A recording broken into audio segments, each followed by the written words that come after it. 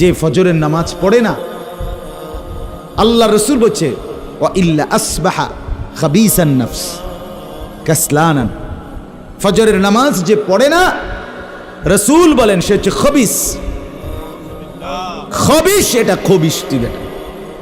এই তোমরা যারা ফজরের নামাজ পড়ো না, খবিস তুই বেটা, খবিস।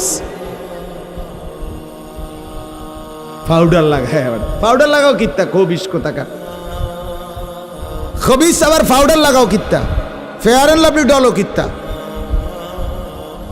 কথা বলেন না কেন? তুই কিত্তা পাউডার লাগাও, পাউডার লাগাইলে বুঝি সুন্দর হয়। আল্লাহ নবী সাল্লাল্লাহু আলাইহি সাল্লাম বলেন বেনামাজি খবিস। আর নবীজি হাদিসে আছে বাথরুমে ঢুকতে, পেশাব পায়খানায় ঢুকতে নবীজি খবিস থেকে পানাহ চাইতেন, দোয়া পড়তেন। তো এই দোয়ার অর্থ কি?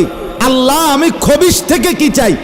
পানাহ চাই। তার মানে নবীজি বুঝাই দিছে উম্মত পেশাব পায়খানার মধ্যে থাকে খবিস।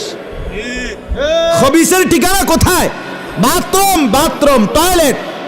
আল্লাহুম্মা ইন্নী আউযু বিকা মিনাল খুবুসি ওয়াল খাবায়েস। আল্লাহ খবিস থেকে পানাহ চাই। বাথরুমে ঢুকতে বলেন,